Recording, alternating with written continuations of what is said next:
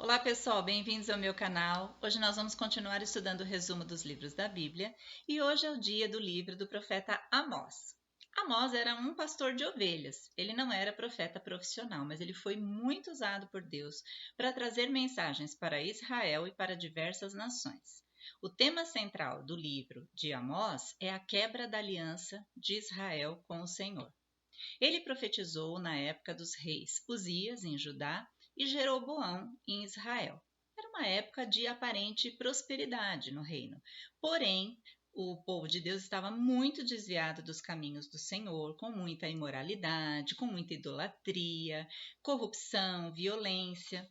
E a gente vai ler aqui ao longo do livro algumas coisas para que você possa entender.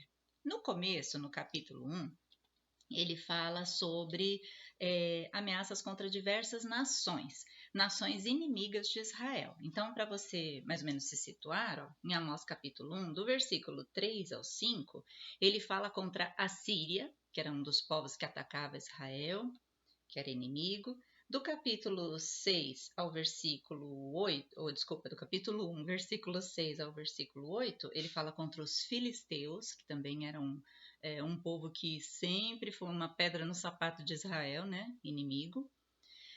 Do versículo 9 ao 10 ele fala contra os fenícios.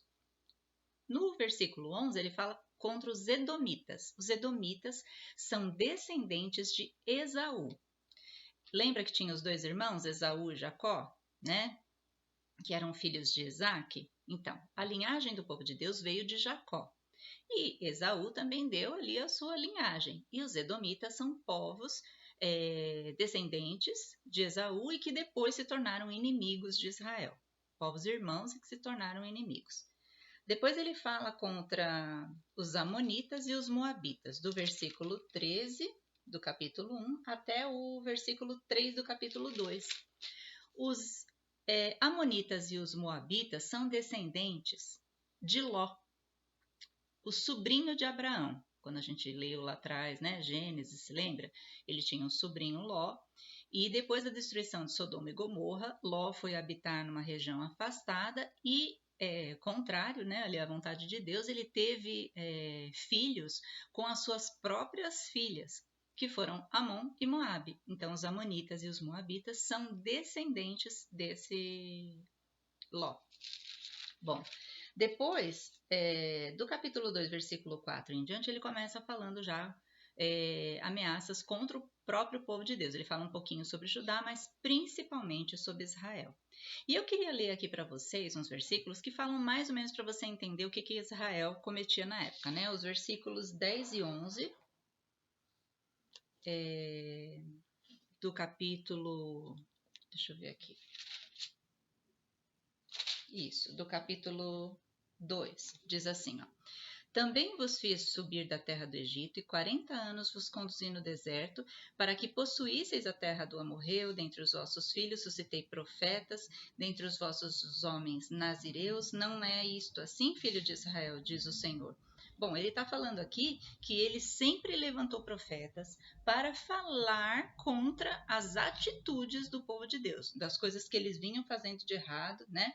Aí depois no capítulo 3, versículo 10 e 11, diz assim, ó, porque Israel não sabe fazer o que é reto, diz o Senhor, e entesoura nos seus castelos a violência e a devastação. Portanto, assim diz o Senhor Deus, um inimigo cercará a tua terra, derribará a tua fortaleza e os teus castelos serão saqueados. Então, ele está falando aqui que Israel, devido a esse comportamento de não fazer o que era reto, o que era certo que Deus tinha ensinado para eles, que um inimigo viria e acabaria destruindo a sua nação. Então, aqui tem a promessa principal, né? O cerne da promessa aqui contra Israel. No versículo 3, eu queria só ler um versículo que a gente costuma muito comentar, a gente costuma muito citar esse versículo, né? Capítulo 3, versículo 3 de Amós diz assim: andarão dois juntos se não houver entre eles o acordo?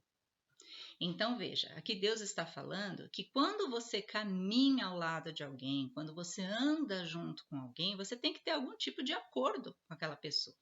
E naquela época, o povo de Israel estava andando com pessoas ímpias, pessoas violentas, pessoas destrutivas. Então, assim como eles estavam andando com eles tinham um acordo com eles. Então, a gente usa muito esse versículo, tem até um ditado popular, né, derivado disso, que diz, diga-me com quem andas e eu te direi quem és, né? Na verdade, é derivado deste versículo, que diz, andarão dois juntos se não houver entre eles acordo? Então, se a pessoa pensa muito diferente de você, não tem como andar junto, né?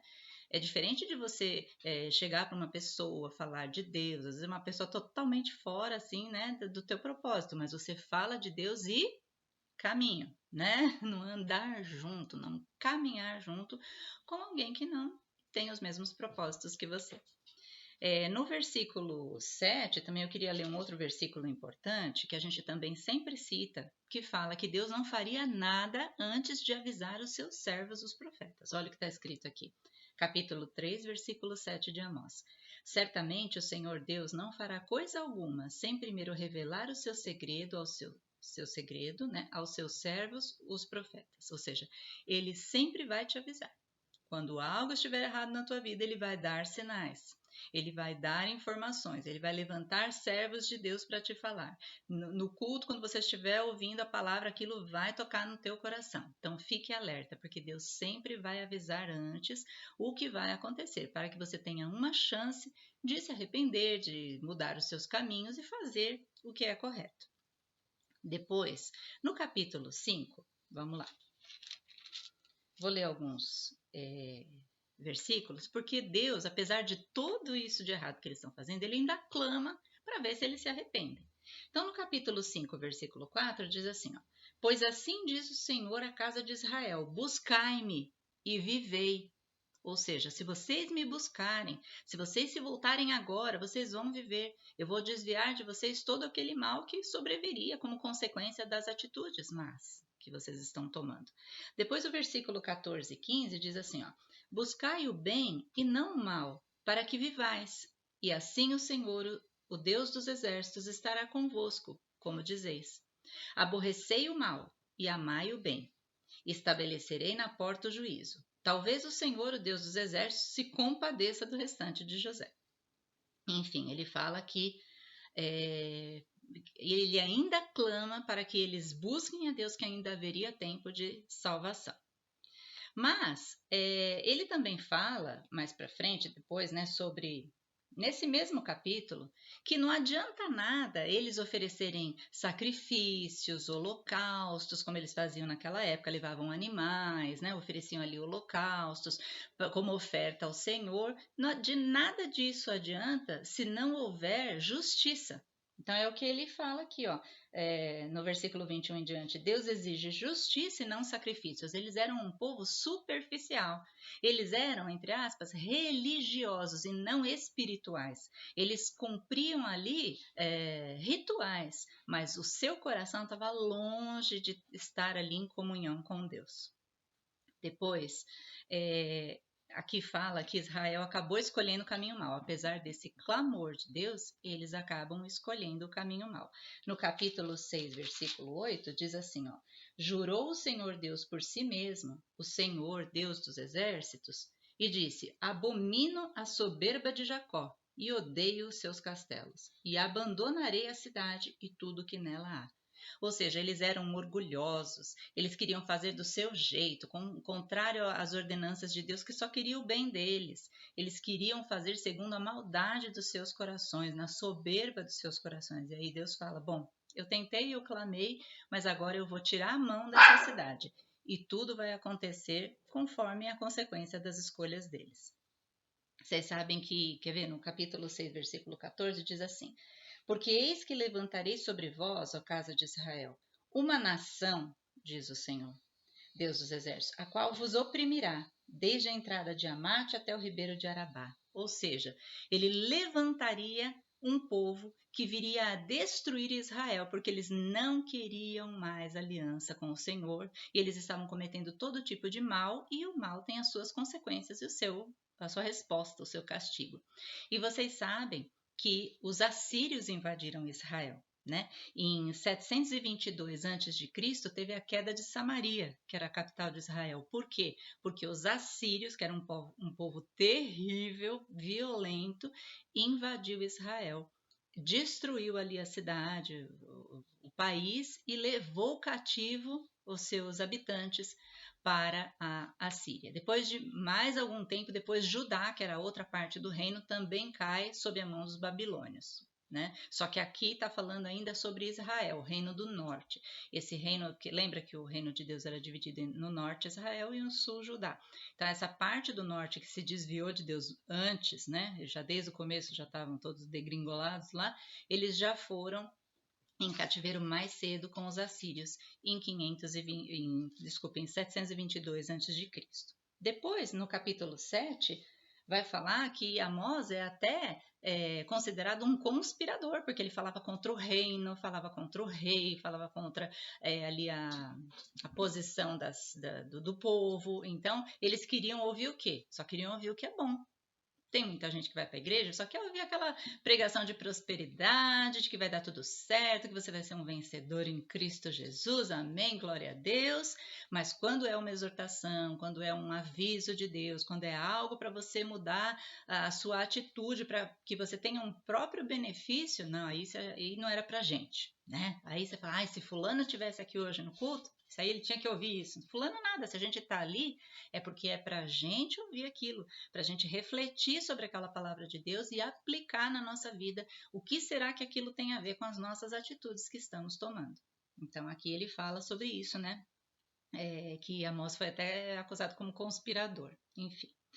Depois, no capítulo 8 e 9, ele já fala sobre a ruína, né, de Israel. Então ele fala, a ruína está perto, está prestes a acontecer, e logo em seguida mesmo, você vê que ele profetizou aqui por volta de 760, 750 a.C., 720 e pouco antes de Cristo já aconteceu. Você sabe que aqui a gente está contando ao contrário, porque é antes de Cristo, né? Então, logo depois aconteceu a queda de Israel pelos assírios, né? Então, o capítulo 8 e o capítulo 9, todo fala sobre esse castigo de Deus e sobre essa destruição de Israel que veio pelo fato dele ter quebrado a aliança com Deus e não quis se redimir.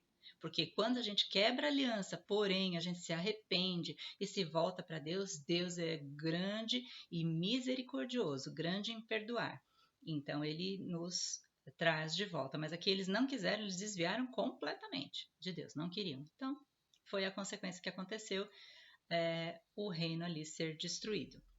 Mas, como sempre que acontecem esses castigos, Deus sempre traz uma promessa de restauração posterior, caso o povo se arrependa, quando ele mudar os seus caminhos, o seu coração. Como eu falei, Deus é grandioso em perdoar, então ele traz a restauração.